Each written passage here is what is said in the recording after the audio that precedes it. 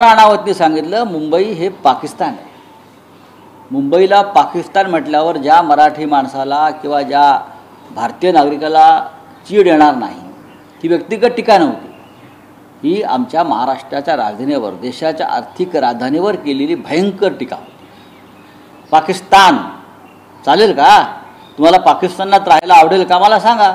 उद्या दिल्लीला कोणी पाकिस्तान म्हटलं, मी स्वतः जाईन त्याच्यावर हल्ला करायला. दिल्लीला पाकिस्तान म्हटलं तर हा देश आहे, हा हिंदुस्थान आहे, हा भारत देश आहे.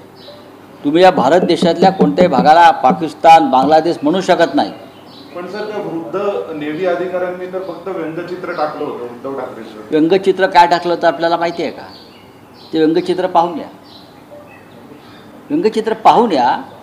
ह्या प्रकरणामध्ये कुणाल कामराने कोणाचे नाव घेतलेलं नाही आहे. त्याचं गाणं आपण पुन्हा ऐका. त्यांनी कोणाचंही नाव घेतलेलं नाही, त्यांनी कोणावरही व्यक्तिगत टीका केलेली नाही. तरी हा बैल मुझे मार असं का करावं या लोकांनी?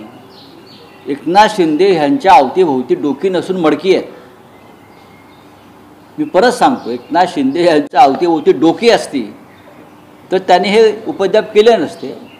एकनाथ शिंदेच्या अवतीभोवती रिकामी मडकी आहे आणि त्या मडक्यात कचरा आहे. त्याच्यामुळे ही आग लागली आणि त्या आगीमध्ये एकनाथ शिंदे हे पूर्ण बदनाम झाले. केंद्रीय गृहमंत्री अमित शहा 12 एप्रिलला रायगडावर जाणार आहेत. त्या दिवशी छत्रपती शिवाजी महाराजांचा स्मृती दिन आहे. बरं, ते जात आहेत दर्शन. छत्रपती शिवाजी महाराजांचा जास्तीत जास्त अपमान करण्याचं काम गेल्या काही काळामध्ये ज्या भारतीय जनता पक्षानं केलेलं आहे, त्याचे शिरोमणी हे मिस्टर अमित शहा आहेत.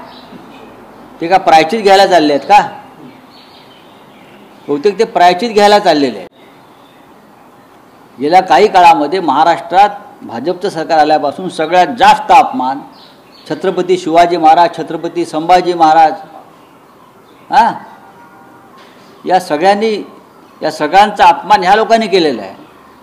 आणि त्यांना परत त्या गुन्हेगारांना पाठीशी घालण्याचं कामसुद्धा महाराष्ट्राच्या सरकारने केलं आहे. त्याचं प्रायचित घ्यायला जर अमित शहा येत असतील तर महाराष्ट्र त्यांच्या दौऱ्याकडे तटस्थपणे पाहतो. याच रायगड संदर्भात एक बातमी आहे. जी वाघ्या कुत्र्याची समाधी आहे ती हटवायची मागणी माजी खासदार संभाजीराजे छत्रपतींनी केली. आज ते पत्रकार परिषद त्यांनी घेऊ द्या.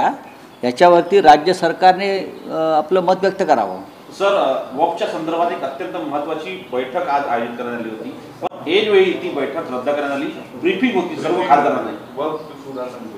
आज ब्रीफिंग होतं मला माहिती आहे. आम्हाला आमंत्रण होतं. त्याच्याकडे ती का रद्द झाली त्याच्याविषयी माझ्याकडे फार माहिती नाही आहे. चला, थँक्यू. सर, बाबराचे मुघलांचे वंशज प्रिंस याकूब अली त्यांनी मुख्यमंत्र्यांवर हाँ बोलो हिंदी.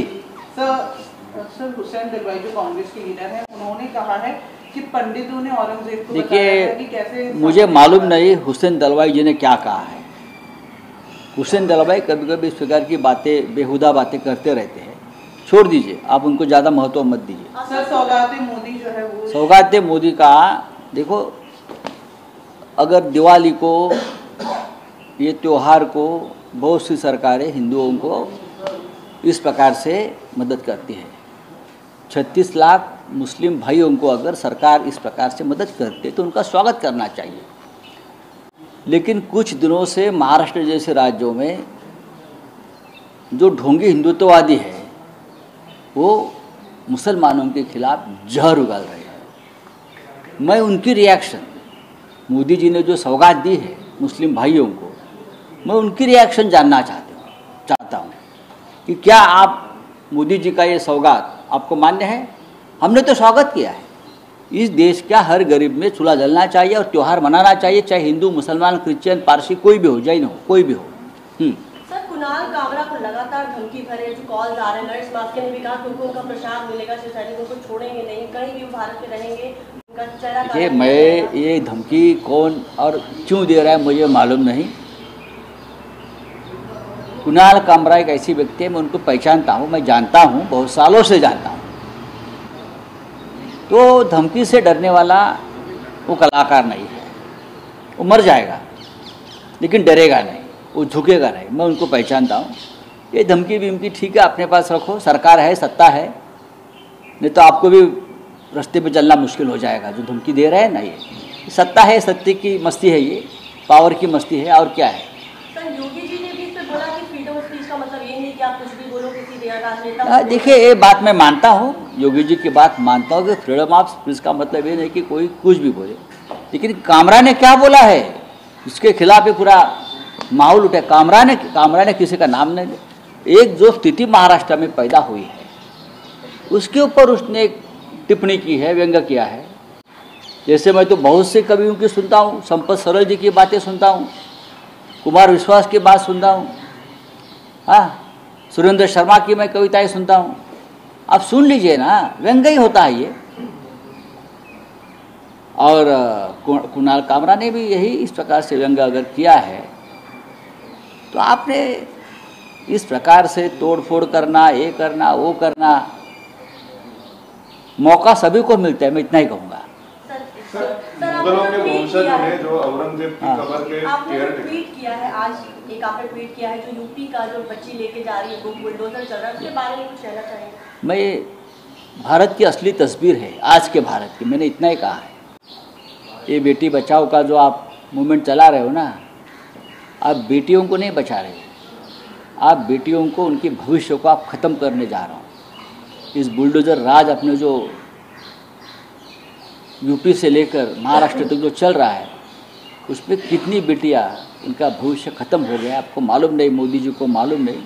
न्यायालय ने उस बारे में अपना जो भाष्य किया है बहुत प्रखर है। आप देश की एकता को ख़त्म कर रहे हो। एक छोटी बेटी अपनी किताबें संभाल कर भाग रही है और उसके पीछे बुलडोजर है। उत्तर प्रदेश का सरकार का ये एक असली चेहरा है, मोदी जी का भी और योगी जी का भी। ये छोटी छोटी बच्चियाँ हैं जो हमारे सामने आता है तो हमारा दिल बहुत दहल जाता है, लेकिन सरकार मज़ा ले रही है। जिस IAS ऑफिसर की वजह से उसके घर पर बुलडोजर चलाया है, कोई पटेल नाम का IAS ऑफिसर है, हाँ, उसने ये चला है, क्या उसके ऊपर एक्शन लिया? आपको बेटी बचानी है ना, तो ये ऐसे जो IAS ऑफिसर है पटेल जैसे, कोई देवांग पटेल है, उसके ऊपर आप एक्शन लीजिए, सस्पेंड कर लीजिए उसको। चलिए, मुगलों के वंशज है, उन्होंने एक मांग की है कि औरंगजेब की कब्र को